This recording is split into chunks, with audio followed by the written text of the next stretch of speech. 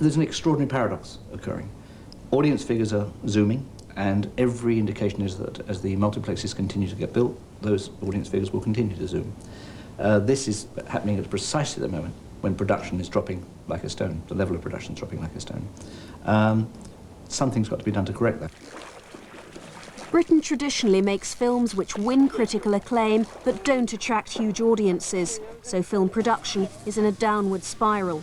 We're making fewer films than ever before and spending less on them. Box office success in Britain alone can't generate enough money to halt the decline. But some, including those in the industry, think that we're simply making the wrong films. Well, I think the problem with the English film industry is its producers.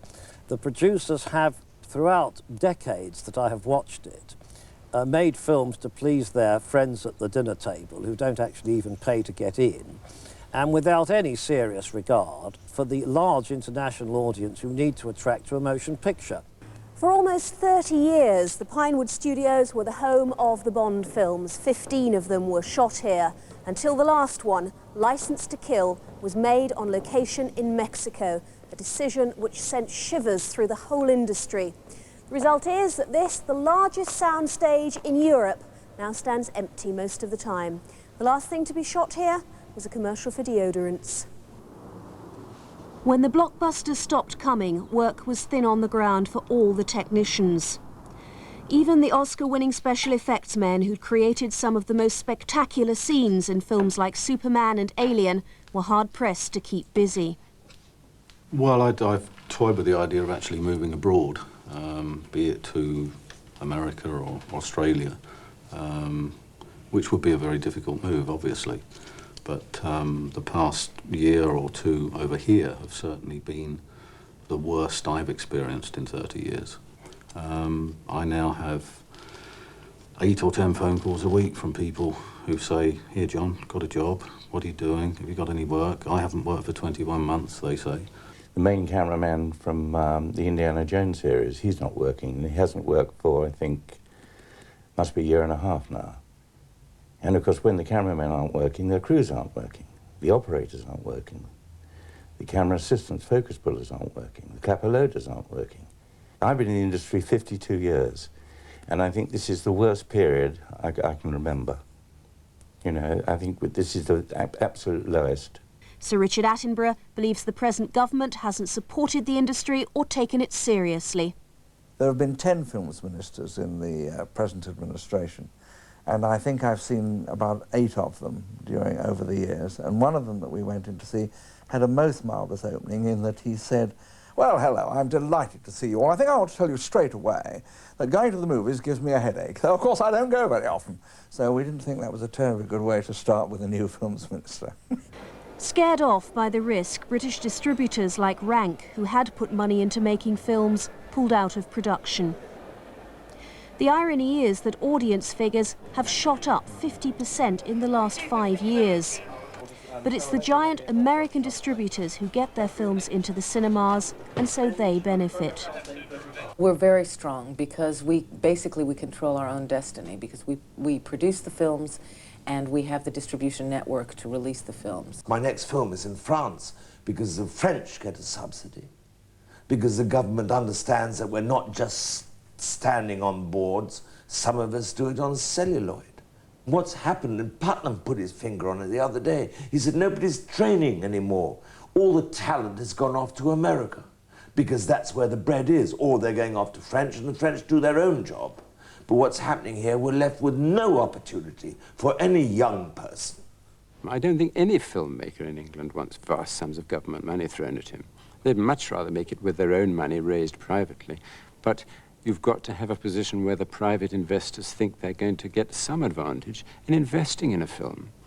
And that advantage usually is something in the way of an easy loan or some kind of a tax concession. Just the government has got to enable British films to be made here if they want to. I think that we ought to be able to persuade the video industry as such to put a minute proportion. We're not asking for fortunes compared to the money that is being spent on video.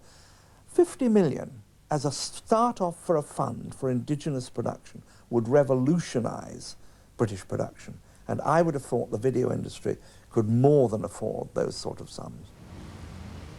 The main idea under discussion is to put a levy on rental tapes, a market currently worth £500 million a year.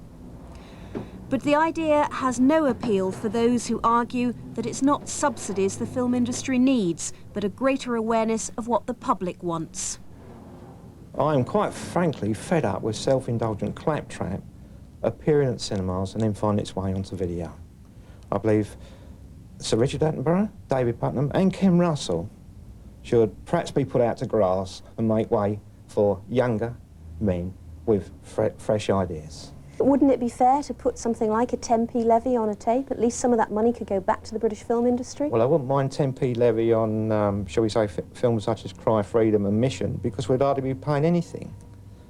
But I think it'd be grossly unfair to penalise successful directors and successful entrepreneurs who've, let's say, put bums on seats and brought people into video shops with good product, strong product.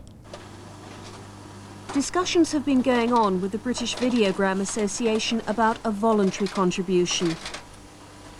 Although no agreement's been reached, that seems more likely than an imposed levy. I think it would be unfair to ask the general public who are now watching film on video, probably because it's very convenient and because they can afford to do it and not necessarily afford to go to the cinema, to pay a levy to make films which perhaps at the end of the day they won't watch.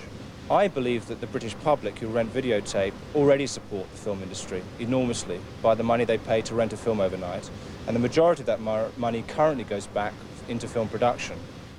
The filmmakers say time is short if we're to exploit the huge opportunities that lie in Europe.